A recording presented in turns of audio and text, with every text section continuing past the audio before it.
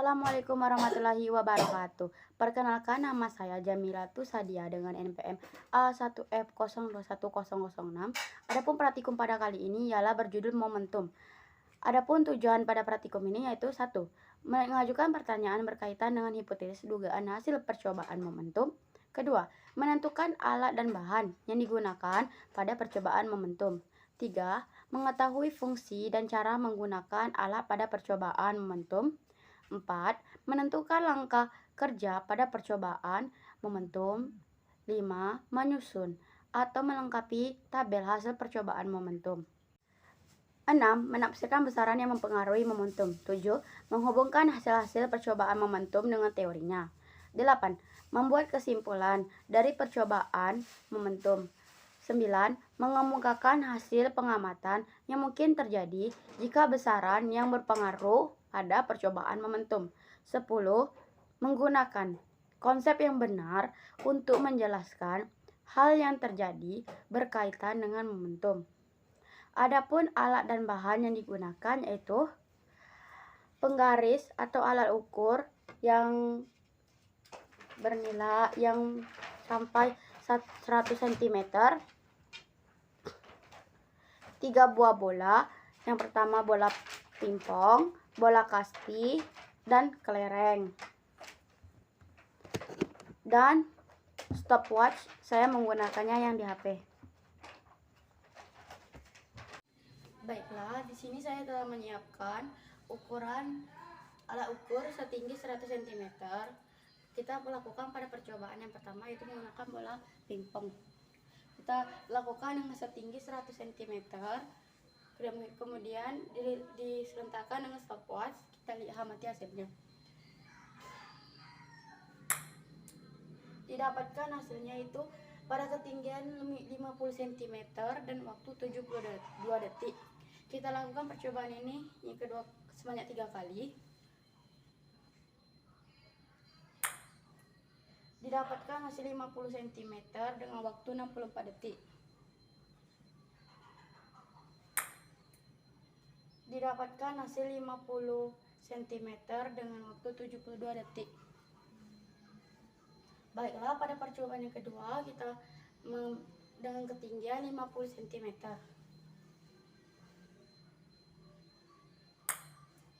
Didapatkan hasil 45 cm dengan waktu 40 detik.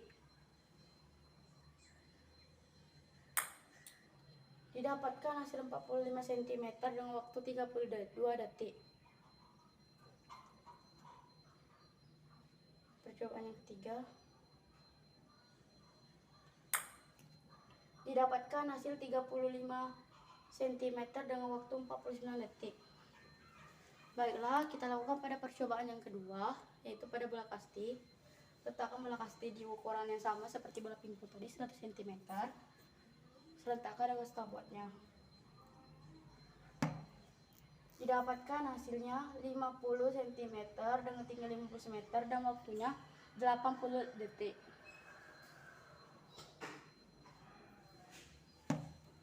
Didapatkan hasil dengan ketinggian 50 cm dengan waktu 72 detik.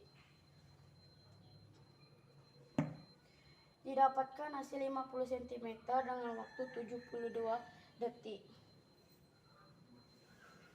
Pada percobaan yang kedua, kita letakkan bola kasti dengan ketinggian 50 cm dengan serentakan dengan stopwatch. Didapatkan hasil 30 cm dengan waktu 68 detik.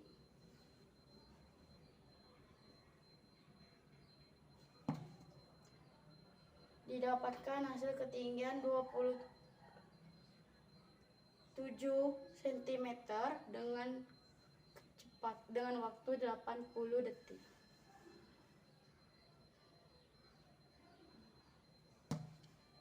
Didapatkan ketinggian 30 cm dengan waktu 72 detik. Bola yang ketiga yaitu kelereng.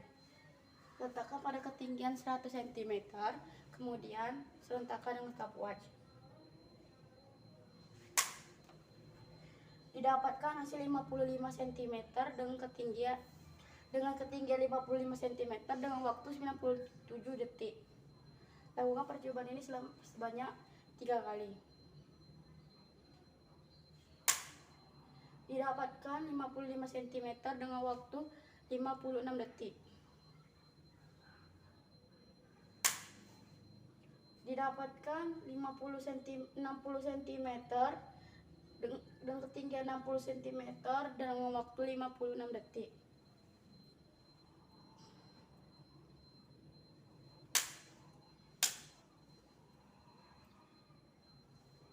Kita ulangi lagi.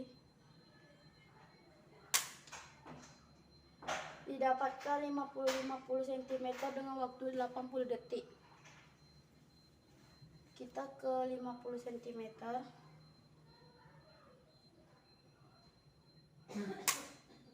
Didapatkan 40 cm dengan ketinggian 40 cm dengan waktu 32 detik. Didapatkan 35 cm dengan waktu 24 detik.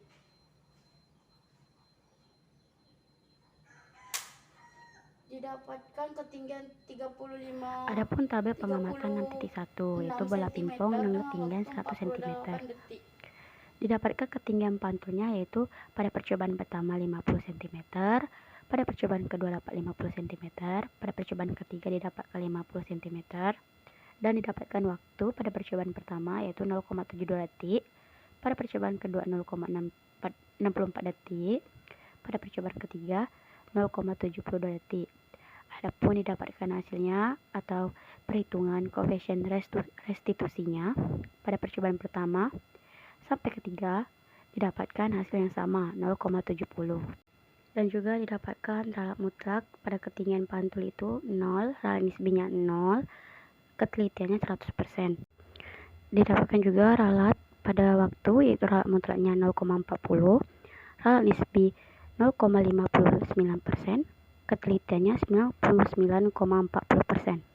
Didapatkan ralat mutlak koefisien restitusi 0, ralat nisbinya 0, dan ketelitian koefisien restitusi yaitu 98,3%.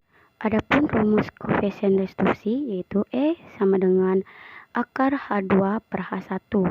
Bisa kita lihat rumus dari ralat mutlak, ralat nisbi, dan ketelitian. Adapun tabel pengamatan 6.2 yaitu dengan bola pingpong dengan ketinggian 50 cm.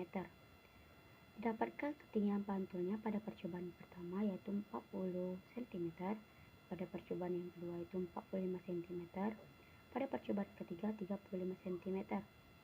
Adapun yang didapatkan waktu pada ketinggian pantul itu adalah 0,40 pada percobaan pertama, 0,22 pada percobaan yang kedua, 0,45 pada percobaan yang ketiga.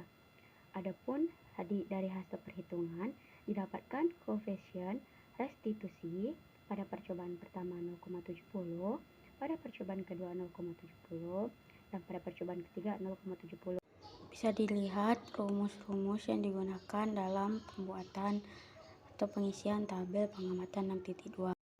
Baiklah, lanjut pada tabel pengamatan 6.3 yang menggunakan itu bola kasti dengan ketinggian 100 cm.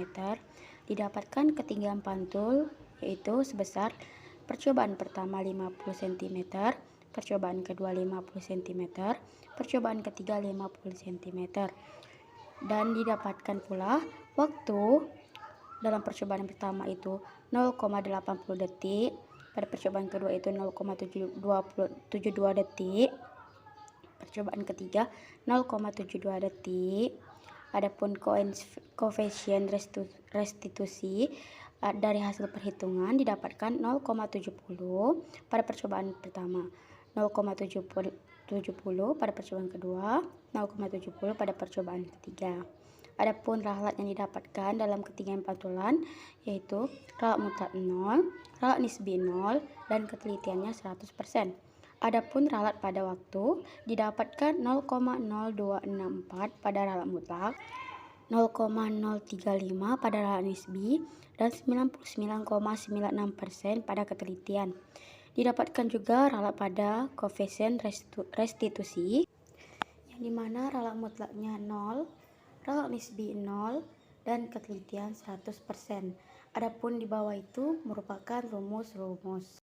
Pada tabel pengamatan 6.4, bola kasti ini dengan ketinggian 50 cm didapatkan ketinggian pantul pada percobaan pertama yaitu 30 cm, pada percobaan kedua 27 cm, pada percobaan ketiga 30 cm. Didapatkan ralat mutlaknya yaitu 1,45, ralat nisbi 0,046%, ketelitian 99,95%.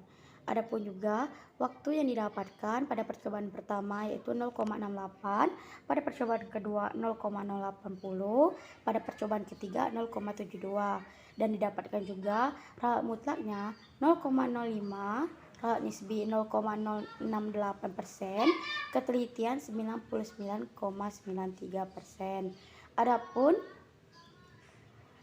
data dari koefisien restitusi didapatkan hasil pada percobaan pertama 0,774, pada percobaan ketiga 0,734, pada percobaan ketiga 0,774. Didapatkan juga ralat mutlak pada koefisien restitusi yaitu 0,013, ralat nisbinya itu 0,017%, dan pada ketelitiannya 99,98%. Didapatkan juga tabel pengamatan 6.5 pada percobaan bola kelereng dengan ketinggian 100 cm. Didapatkan ketinggian pantul bola kelereng pada percobaan pertama itu 55 cm, pada percobaan kedua 55 cm, pada percobaan ketiga 60 cm. Adapun didapatkan waktu yaitu 0,97 pada percobaan pertama, 0,56 pada percobaan kedua, 0,56 pada percobaan ketiga. Adapun koefisien restitusi yang didapatkan pada percobaan pertama yaitu 0,74, pada percobaan kedua 0,74, dan terakhir yaitu 0,777. Adapun ralat mutlak ini dapat pada koefisien restitusi 0,01, ralat nisbi 0,013, dan pada ketelitian itu didapatkan 99,98%. Adapun tabel pengamatan 6.6 pada bola kelereng dengan ketinggian 50 cm didapatkan ralat mutlak yaitu 1,51%, ralat nisbi 0,4%, dan ketelitian 99,966%. Adapun waktu yang didapat pada percobaan pertama yaitu 0,32, pada percobaan kedua 0,24, pada percobaan ketiga 0,07. Didapatkan ralat mutlak yaitu ralat nisbi 0,04, ralat mutlaknya 0,07, ketelitian 99,8%.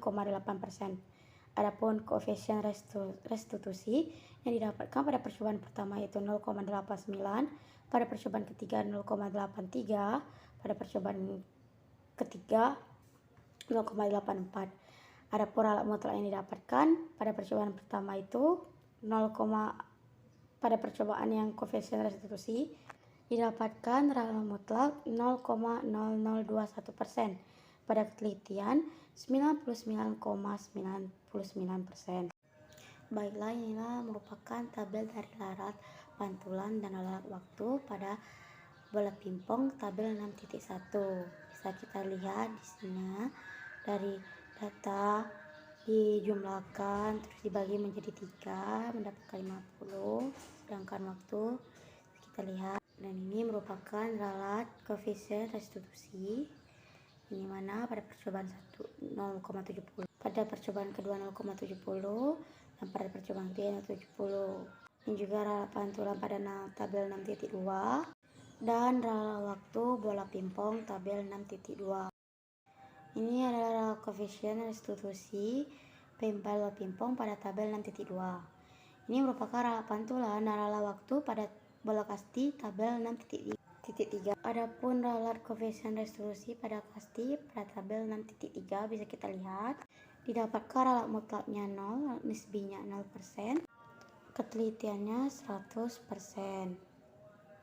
Adapun ralat pantulan dan waktu pada tabel kasti tabel 6.4 dan ralat koefisien restitusi pada bola kasti pada tabel 6.4.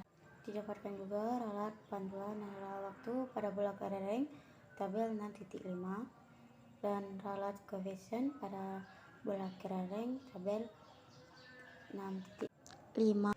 Didapatkan ralat pantulan dan ralat waktu bola kelereng pada tabel 6.6.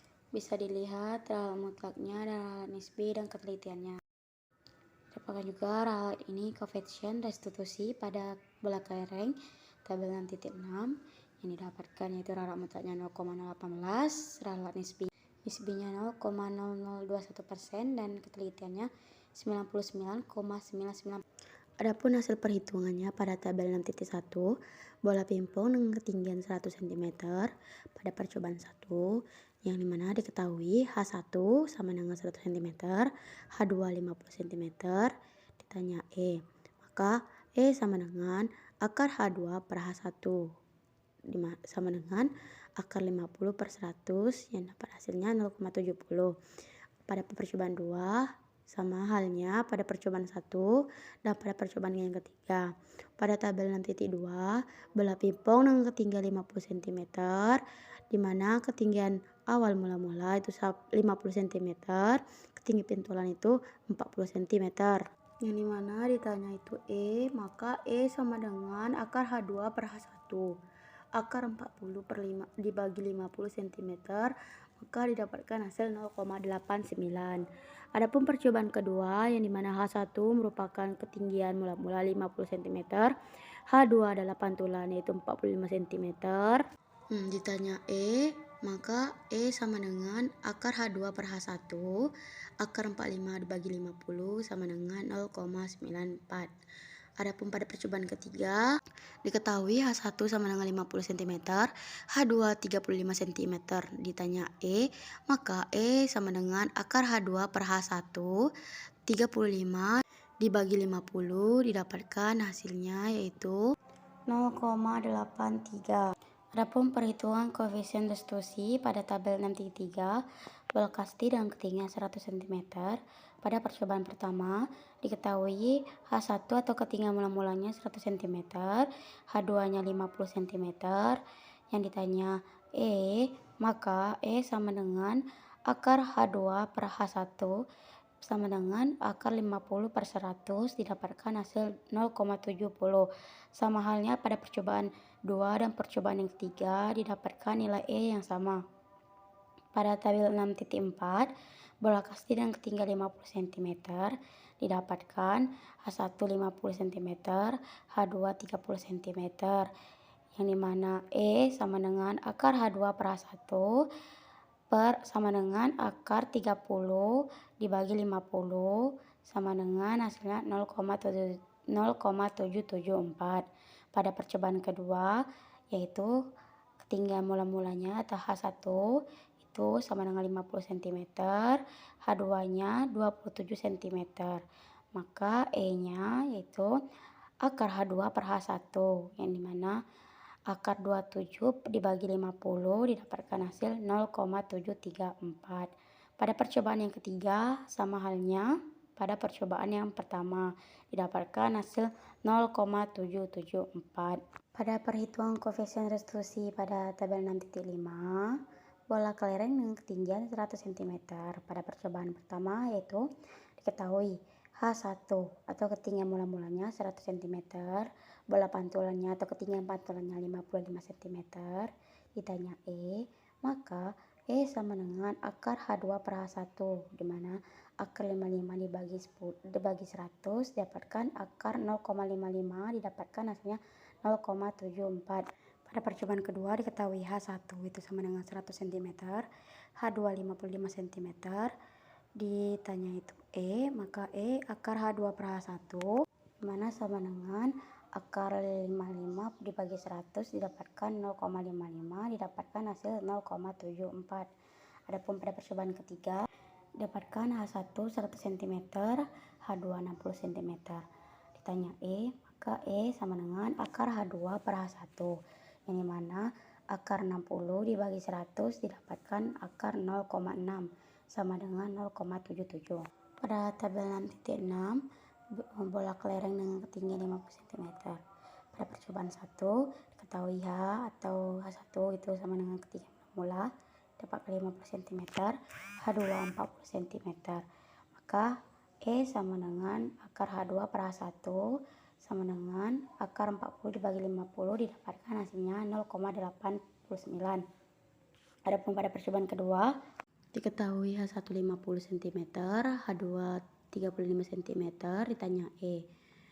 Maka E sama dengan akar H2 per H1 sama dengan akar 35 dibagi 50, didapatkan 0,83. Pada percobaan yang ketiga, yang mana diketahui H1 50 cm, H2 36 cm, ditanya E, maka E sama dengan akar H2 per H1, di mana akar 36 dibagi 50 didapatkan hasil 0,84. 6. Apa saja besaran yang mempengaruhi koefisien restitusi suatu bola yang dipantulkan? Ketinggian awal suatu benda yang digunakan di praktikum ini ialah bola dan ketinggian akhirnya. 7. Bagaimana hubungan besaran yang mempengaruhi koefisien restitusi dengan teori momentum? Kecepatan sebelum dan setelah tumbukan suatu benda dapat menghasilkan nilai momentum, dan besarnya koefisien restitusi semakin besar ketinggian awal satu bola yang dipantulkan membuat kecepatan benda pun akan semakin cepat, maka nilai momentum akan semakin besar. Semakin besar ketinggian awal pada suatu bola yang dijatuhkan, maka semakin besar pula koefisien restitusinya. Hubungan antara ketinggian awal benda akan berbanding lurus dengan koefisien restitusinya. Bila hubungan antara ketinggian awal berbanding lurus dengan koefisien restitusinya. Bila sebuah benda dijatuhkan dari ketinggian lalu setelah dipantulkan mencapai ketinggian, maka rumus persamaannya yaitu E sama dengan akar H2 per H1. 8. Tuliskan kesimpulanmu mengenai percobaan momentum. Dari percobaan yang telah dilakukan pada praktikum kali ini dapat disimpulkan bahwa besaran yang mempengaruhi nilai koefisien restitusi yaitu ketinggian awal satu bola dengan ketinggian setelah bola dipantulkan, yang mana ketinggiannya 12 lebih besar nilainya dibandingkan dengan ketinggian bola setelah dipantulkan. Ketinggian benda akan berbanding lurus dengan koefisien restitusinya. Dalam percobaan ini yang dilakukan ialah tumbukan lenting sempurna, sebagian yang mana koefisien restitusinya yang ada bernilai percobaan antara 0 dan 1, yang merupakan hasil dan besarnya kecepatan relatif sesudah dan sebelum tumbukan dua benda. Jika ketinggian mula-mula sebelum pingpong dijatuhkan lebih tinggi dari tabel yang tersebut, bagaimana ketinggian pantul dari koefisien restitusinya? Ketinggian pantul bola pingpong yang diperoleh lebih kecil dari ketinggian awal sebelum bola pingpong dijatuhkan, dan ketinggian pantul bola pingpong bernilai lebih besar dibandingkan dengan nilai ketinggian pantul bola pingpong membantu pingpong pada tabel 6.1. Kita bisa lihat nilai koefisien restitusinya akan semakin besar jika ketinggiannya awal pingpong lebih tinggi dari 6.1. 10. Analisis urutan ketinggian pantul yang dari tertinggi jika yang diuji adalah kelereng, bola bekel, pingpong, dan bola karet. Mengapa demikian? Bola kasti, bola pingpong, dan kelereng itu pantulannya suatu benda dari ketinggian sama dipengaruhi oleh massa benda, yang mana semakin kecil massa suatu benda maka semakin tinggi ketinggian pantulan yang didapat. Nah, itu pada bola kelereng itu kan massanya kecil, jadi ketinggiannya didapatkan itu bisa ketinggian yang didapatkan itu semakin tinggi, sedangkan untuk bola kasti kan karena massanya itu lebih berat, maka benda itu akan semakin rendah pantulannya.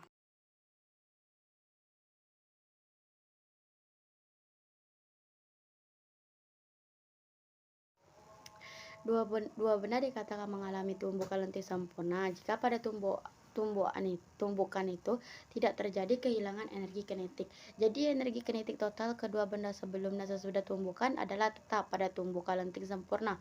Berlaku hukum kekekalan momentum dan hukum kekekalan energi kinetik.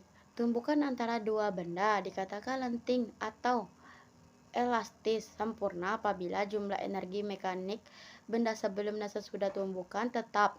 Untuk benda yang bertumbukan pada bidang datar, energi potensial benda tidak berubah, sehingga yang ditinjau hanya energi kinetiknya saja. Jadi akan berlaku pernyataan bahwa jumlah energi kinetik benda sebelum dan sesudah bertumbukan adalah tetap. Nah, hukum kekal energi kinetik itu untuk tumbukan lentik sempurna dapat dituliskan yaitu EK1 ditambah EK2 sama dengan EK1 ditambah EK2. Setengah FM1 ditambah setengah FM2, setengah FM1 ditambah setengah F2. Hukum kekalan momentumnya dapat dituliskan menjadi dikurang minus F2 F aksen 2 dikurang F aksen 1 per F2 dikurang F1 sama dengan 1. Walaupun pada tumbukan tidak lenting sama sekali dan tumbukan lenting sebagian tidak berlaku hukum kekekalan energi kinetik. Namun pada tumbukan ini hukum kekekalan momentum yaitu M1 F1 ditambah M2 F2 sama dengan F1 F aksen 1 ditambah M2 F aksen 2 tetap berlaku. Adapun kesalahan pada praktikum kali ini ialah kurangnya ketelitiannya melihat ketinggian saat bola dipantulkan dan kurangnya keseirasan tangan kanan dan kiri untuk menggerakkan stopwatch dan melihat bola. Baiklah, adapun kesimpulan dari praktikum ini ialah dapat disimpulkan bahwa gerak suatu benda dapat menggunakan momentum dan impuls. Momentum adalah kecenderungan suatu benda yang bergerak untuk melanjutkan pergerakannya dengan kelajuan yang sama. Semakin besar kecepatan suatu benda bergerak, maka semakin besar juga nilai momentumnya. Impuls adalah benda yang awalnya diam kemudian bergerak dengan adanya gaya yang diberikan sehingga benda bergerak selama selang waktu tertentu. Besarnya impuls akan sama dengan besarnya perubahan momentum suatu benda.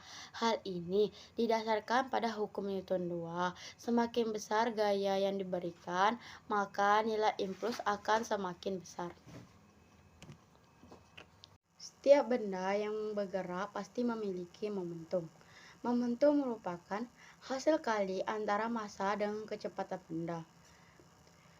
Karena kecepatan merupakan besaran vektor, maka momentum juga termasuk besaran vektor yang arahnya sama dengan arah kecepatan benda. Secara matematis, persamaan momentum dapat ditulis atau dapat disebutkan yaitu P sama dengan M dikali F, yang dimana P itu merupakan momentum benda dengan satuan kilogram meter per sekon, massa M itu massa benda, satunya kilo, V sama dengan kecepatan benda yaitu kilogram per sekon. Istilah momentum dalam penggunaan sehari-hari sesuai dengan definisi momentum yaitu sebuah benda yang didefinisikan sebagai hasil kali massa dan kecepatan benda tersebut, dan kecepatannya adalah sebuah besaran vektor di mana besaran vektor adalah besaran yang memiliki nilai dan arah. Semakin besar momentum yang dimiliki sebuah benda, semakin sulit untuk menghentikan geraknya, dan semakin besar dampak yang ditimbulkan bila benda itu berhenti akibat pertumbukan dengan benda lain untuk membuat suatu benda yang diam menjadi bergerak. Diperlukan sebuah gaya yang bekerja pada benda tersebut selama interval waktu tertentu. Gaya yang diperlukan untuk membuat sebuah benda tersebut bergerak dalam interval waktu tertentu disebut impuls.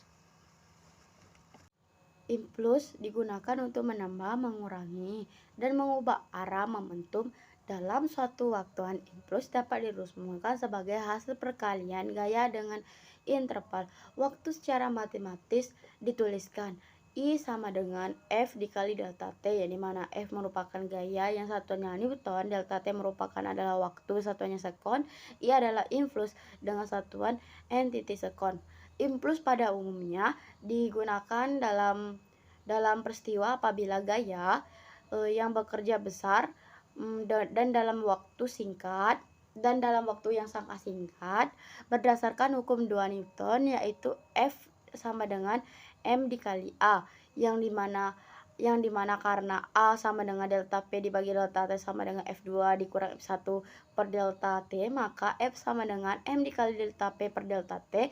F dikali delta T sama dengan M dikali delta F sama dengan M dikali F1 dikurang F2 dikurang F1, I sama dengan delta V, yang mana P1 dikurang P2. Dari persamaan tersebut dapat dikatakan bahwa impuls yang dikerjakan pada suatu benda sama dengan perubahan momentumnya.